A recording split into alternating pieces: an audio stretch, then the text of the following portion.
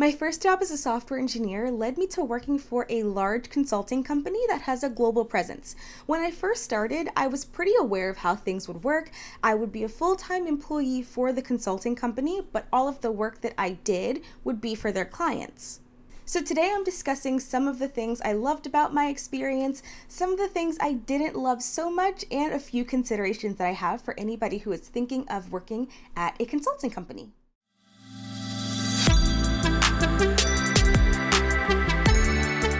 Hey everyone, welcome back to my channel. I hope you guys are having an awesome day, and if this is your first time seeing me, hi, I'm Bree and I am super happy to have you here. The experience of consulting will always hold a very special place in my heart just because it was my first job, it was my first place I got to be paid for writing code and everything like that.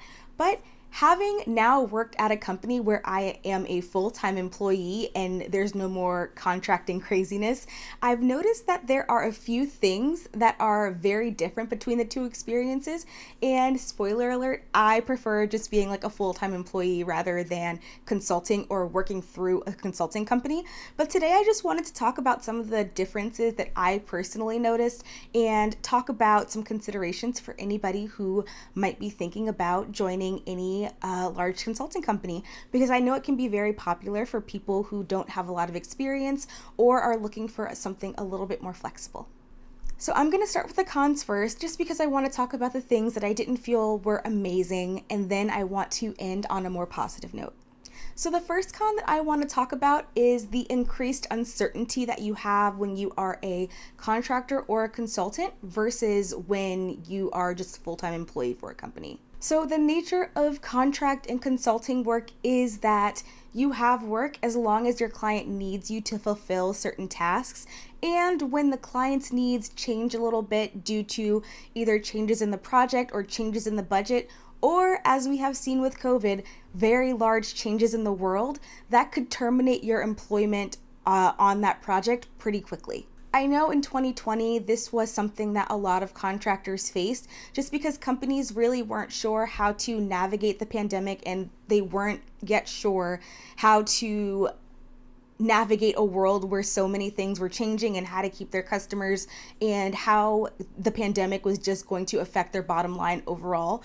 So a lot of times when there are budget issues or things like that, contractors and consultants are typically some of the first people to go.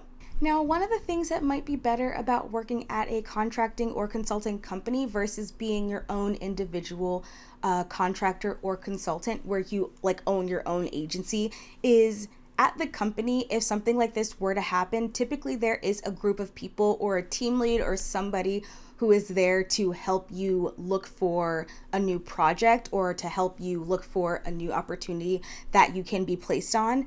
But it can still be very disruptive to, I honestly would say, just your life, because you're having to stop something that you're doing completely and then look for something else. And I've started a new job a few times in life, and it hasn't always necessarily been the easiest thing to just pick up and move and learn a new code base and get used to another team and everything like that. So that increased uncertainty is something that I think is always looming over your head just a little bit when you're working as a contractor or a consultant.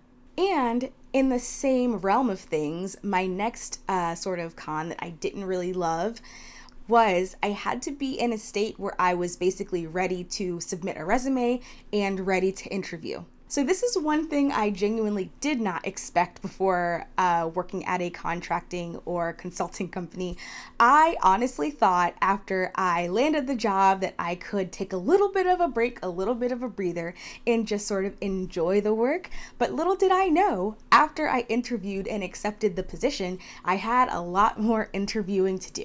So the first thing is you have to interview to be placed on a project. So of course, when I came in, I had never been placed on a project before, but the process that this company that I worked with went through was after you get hired, or in general, if you're not working on a project, you have to submit a resume or a portfolio of the skills that you have and the work that you've completed to their clients, and their clients have the opportunity to interview you to see if you are up to their standard, to see if you're going to fit in with their team.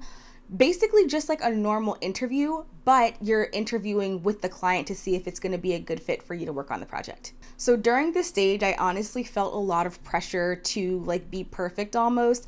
And I was kind of frustrated in the beginning because I felt like I was getting interviews or getting put into opportunities or interviews for opportunities that didn't necessarily match my skill set. So then I would spend time studying and trying to like figure out how to navigate the interview. But I think the thing that brought me the most anxiety a little bit, or that was the most pressure, I knew that they're not going to keep me on for months at a time if I'm like still interviewing. So on top of having to interview, there was this thing in the back of my head that was like, they're only getting paid if you're on a project. So like, you gotta go, you gotta get this done, you gotta be put onto a project. So, and that's not really something that's fun to have in the back of your head when you're already having the stress of interviewing, but it's something that was definitely there. My next con that I can think about is I felt like there was some added pressure at times. And I think that there's pressure in every job, and it's all about the dynamic of your team and the people that make up your team and what the culture of the company is like. But in this instance, when I'm talking about pressure, I am thinking of, for instance, there were times where deliverables were negotiated between the client and my company, but I wasn't necessarily included in those conversations. As a consultant or a contractor, there were a lot of things that happened that were way over my head in terms of contract and negotiations that were strictly between the company that I worked for and the client that I was completing the work for. So I felt like at times the company that I was working for may have over-delivered, and there was pressure on me to go ahead and complete the work because it had already been committed to. In my first project specifically, I felt like there were a lot of times where this happened like repeatedly over and over again.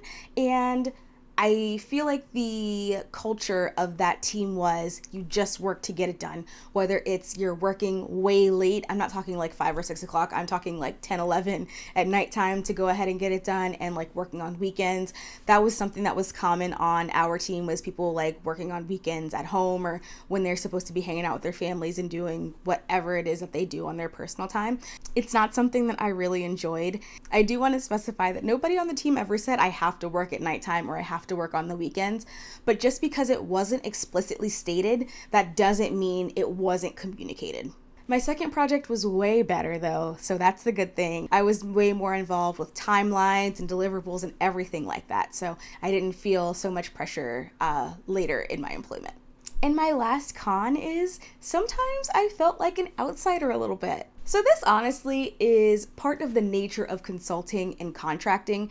When you think about consulting and contracting, it's something that you think about, like you know, but you might not immediately think about it until it happens. So the whole point of contracting work is that you bring in temporary help to do whatever task you need them to do, and then after that, they can move on to something else and they won't like remain at the company. But sometimes it was like sad almost when I worked at a company that had way cooler benefits and way cooler things than the company that I was working for had. It was almost like FOMO. Next, I want to go ahead and move on to the pros, because I've talked about things that I didn't necessarily love, and I do want to talk about a few things that I did love. So the first pro that I have is there is so much variety in the work that you do, in the industries that you can work for, in the companies that you can work for, just so much variety. So working for a contracting or a consulting company is sort of like a world within a world. I would say that one skill set can take you so far.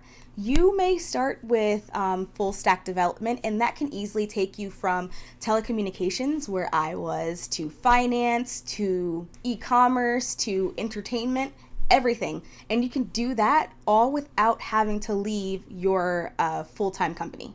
And with all of the variety in the work that you're doing, I think that it makes it very easy to learn a new skill and integrate it into the work that you're going to be doing. With working at a contracting or a consulting company, if you pick up a new skill set and there is an opening that is available for you to transition into, you can totally go ahead and get experience with that new skill set that you've learned. One of the things that I love the most actually is that it is very easy to build your resume while working at a contracting or a consulting company.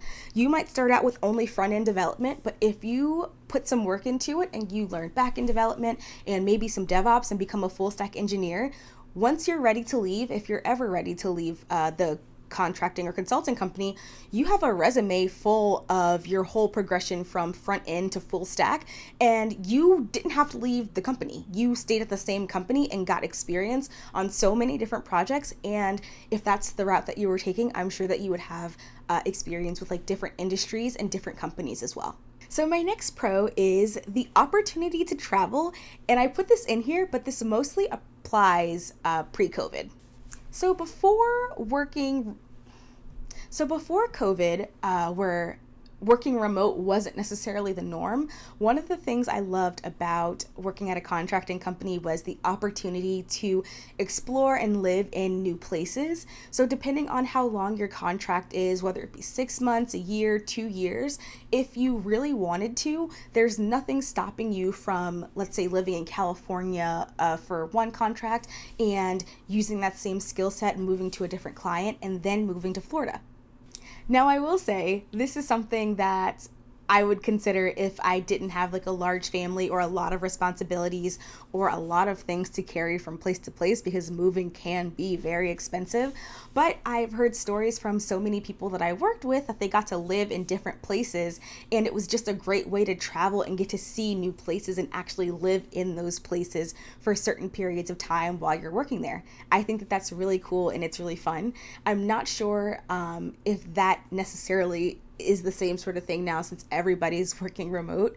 But I think it was a great pro for me, like pre-COVID. My next pro is that I felt like there were abundant learning opportunities. I'm not sure if this was something that was 100% specific to the company that I worked for, but the company that I did work for offered educational platforms like Udemy or LinkedIn Learning. I would say that the platform that we had was basically like those two combined, and I honestly felt like there was courses in like every single technology that you wanted to learn. I felt like it was so easy to learn, and there was a great incentive to learn also, because if we were approved to take certification exams, then we would get reimbursed for them, meaning we didn't have to pay for them. So those were my pros and cons. Before I let you guys go, I want to talk about a few considerations I guess I have, or notes if you will. So I was a contractor for about 2.5 or 3 years, and honestly, it really was a very good early career experience for me. It allowed me to build up my resume. It allowed me to meet so many people. It was nice, but I don't think that I would do it again. I personally thrive more on this sense of feeling like I belong as a permanent part of a team. And again, the nature of contracting is that you are somebody who's temporarily there. Like, that's the point. I like to feel fully immersed in the company that I am completing work for. And to me personally, this just feels better when I am a full-time member of the team or like the company that I'm completing work for. But again, it's all personal preference. So if you're early career, or you are just looking for something that is a little bit more flexible, looking for something that might have a lot of learning opportunities, I definitely recommend taking a look at some of these companies. I know Accenture is very, very big, and I know that they are awesome at hiring new people in tech and basically like giving them a leg up and training and everything like that. So there we have it. Those are my pros and cons of working as a contractor or consultant for a consulting company, and I would love to hear from you. Have you ever worked at a contracting or consulting company before? Was your experience the same, similar, different? I want to hear it all in the comments below. So thank you guys so very much for watching. I really enjoyed making this video. And if you like this video, please feel free to like and subscribe. And if you subscribe, be sure to turn on the notifications to be alerted every single time I post a video. But until next time, I can't wait to see you all in my next video.